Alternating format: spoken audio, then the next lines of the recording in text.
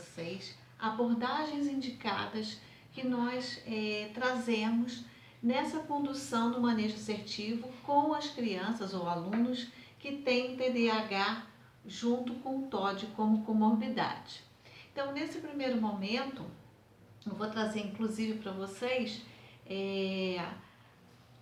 essa obra, né, aqui da Luciana Brits e do Dr. Clay Brits, que são as crianças desafiadoras. Essa obra aqui é muito interessante, tem tanto no formato impresso quanto em PDF também tem para você poder adquirir. E também a minha fala é baseada nesse livro, O Cérebro da Criança, de Daniel e Tina.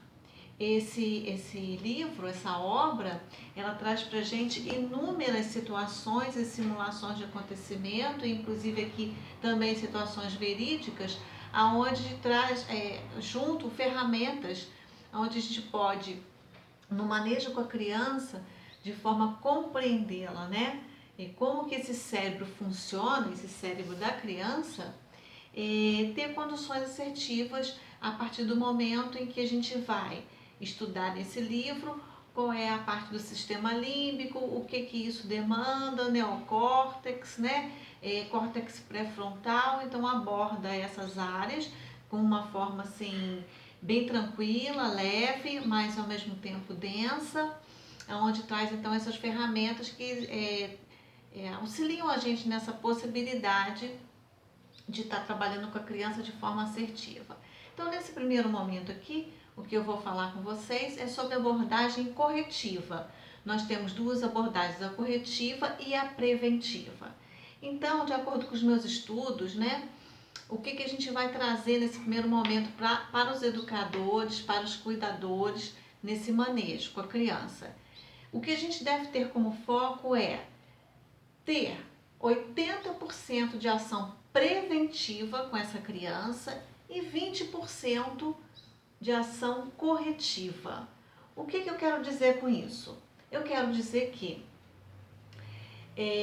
eu vou trabalhar no viés da prevenção e somente quando me escapa alguma situação onde eu não consegui perceber que em algum momento houve um gatilho para uma dificuldade de autorregulação dessa criança, ela não conseguiu ter uma autogestão emocional, né? Conseguiu se perceber saindo daquela situação de equilíbrio, e aí ela desencadeou alguma crise por algum motivo, e aí sim é que eu vou usar os 20% da ação corretiva. Eu vou explicar isso mais para frente aqui no finalzinho do vídeo. Então vamos falar agora então da preventiva, que é com 80% que a gente vai trabalhar com essa criança, seja na sala de aula, seja em casa, no ambiente em que ela frequenta, né? Então é uma construção, no primeiro ponto que a gente vai trazer, uma construção de relação positiva. E essa relação, como é que ela é construída? Pelo adulto com a criança. É por meio do diálogo, é por meio da paciência, é por meio da empatia com essa criança. Eu não estou dizendo aqui, quero deixar bem claro que seja fácil, não é. Realmente é um desafio, e isso eu sempre comento com os professores e orientadores, que muitas vezes a gente tem trocas, né? Que aqui na psicologia e na pedagogia a gente troca muito com os orientadores escolares e com os cuidadores e com os pais, e a gente sabe que, eu tive também muitos anos na sala de aula, uma criança com um transtorno opositor, uma criança com um déficit de atenção, uma alta hiperatividade, ela nos tira da nossa zona de conforto, né?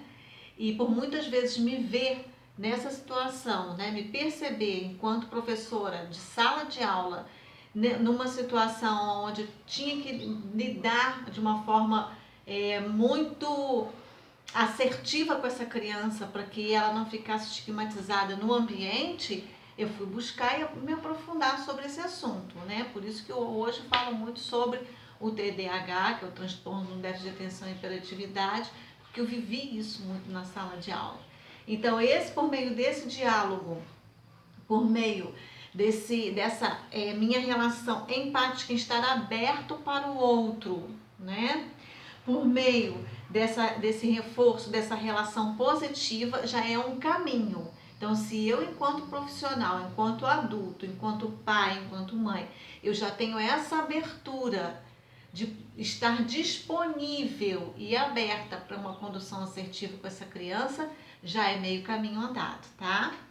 Então, outra ação preventiva é manter nos ambientes, seja um ambiente de sala de aula, um ambiente de casa, a previsibilidade. Isso eu observei, a gente vê aqui também nas obras, que a questão de quebra de rotina, isso pode trazer, né? Pode ser um gatilho de um desequilíbrio nessa autorregulação dessa criança ou desse adolescente. Então, eu vou antecipar situações. Se eu tiver numa sala de aula, hoje as crianças vão ter um horário de recreio diferenciado porque vai ter uma apresentação à tarde, suponhamos.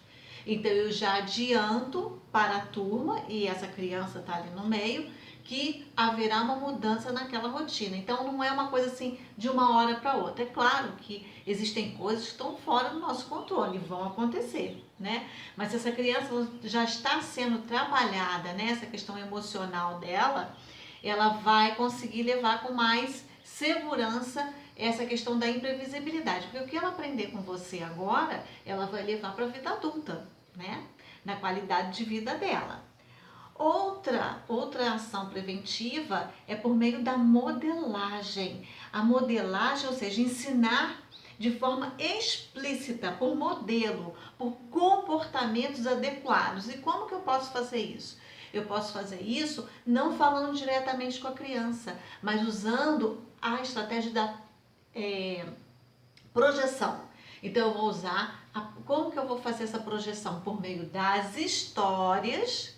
Eu vou trabalhar com a criança o que essas personagens tiveram enquanto assertividade e como que elas poderiam ter sido feito de forma diferente.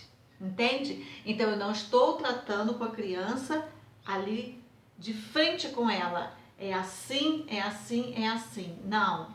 Eu estou usando a projeção. Ela se vê na personagem e aí a partir desse momento a gente consegue fazer esse trabalho com a criança, como que esse avatar, né, que a gente diz muito hoje, essa personagem, ela teria ali uma condução diferente que seria assertiva.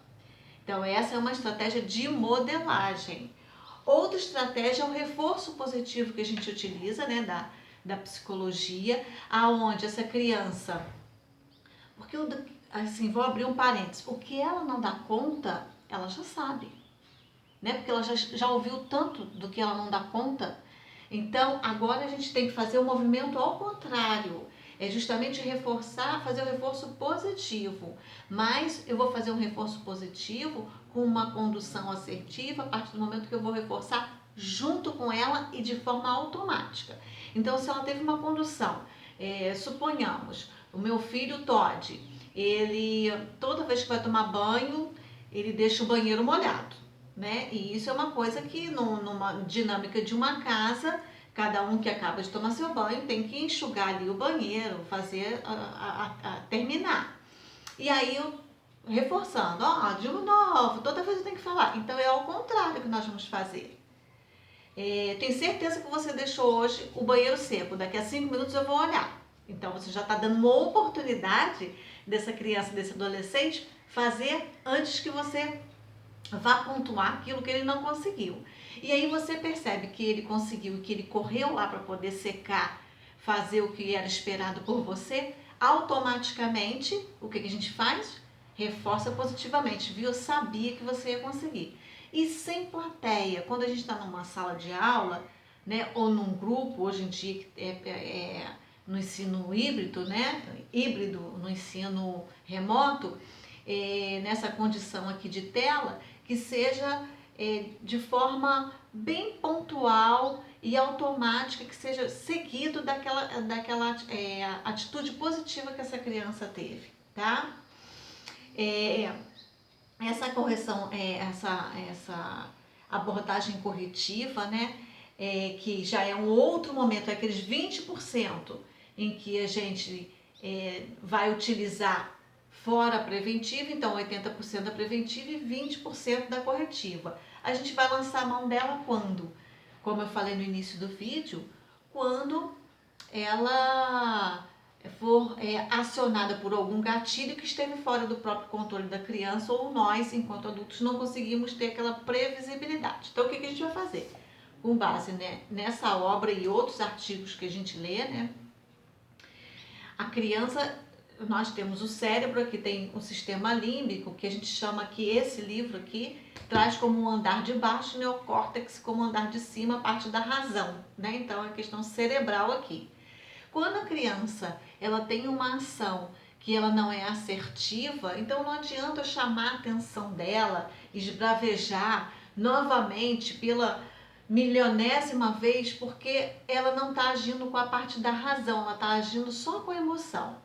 Eu vou esperar esse momento passar e eu vou aguardar para poder trabalhar com o andar de cima desse cérebro, ou seja, com o neocórtex, que é a parte da razão. Aí eu vou chamá-la depois que já passou, que assentou, que ela já bebeu uma água, que ela já pôde fazer uma respiração, de contar até um número que sabe. A gente vai trazer ela para a razão e mostrar o que aconteceu e permitir que ela fale sobre aquele momento que o Todd, ele não consegue muitas vezes lembrar como foi, né? Então a gente vai fazer esse movimento para ele, a gente vai fazer essa parte da memória para ele, a gente vai fazer esse movimento de lembrar como que foi a situação, como que foi a conduta, o comportamento dele inadequado e como que ele pode fazer diferente, né? Uma das atividades que a gente também pode trazer para a criança no cotidiano dela, que nem está aqui no script para eu falar para vocês, mas que a gente indica muito, é a questão da respiração, né? Então, Mindfulness tem muitos vídeos aqui, eu não falo sobre isso especificamente, mas vocês podem pesquisar no Google e no YouTube, tem essa respiração onde a criança ela se coloca ali nesse estado presente, e isso é um desenvolvimento para ela que ela vai aprendendo, como eu falei antes, levando para a vida adulta, uma estratégia também que dá muito certo e traz essa centralidade, essa criança, esse adolescente para o momento presente, porque quando a gente respira, a gente oxigena o cérebro, então a gente consegue raciocinar melhor. Eu espero poder ter ajudado vocês. Trouxe esse vídeo mais especificamente porque tiveram algumas pessoas, né, aqui me pedindo para abordar sobre esse assunto, e vou falar mais disso futuramente também. Peço a vocês que deixem aqui nos comentários o que mais que vocês querem falar, querem que eu fale, porque aí eu vou buscar mais materiais para poder estar aprofundando e trazendo aqui para vocês, a gente trocar as informações, tá? Eu vou usar aqui, vou pedir licença a Paula Furtado, psicopedagoga, mas eu gosto muito de uma frase que ela fala, né? Eu divido com vocês e a gente multiplica, tá? Um beijo. Tchau, tchau.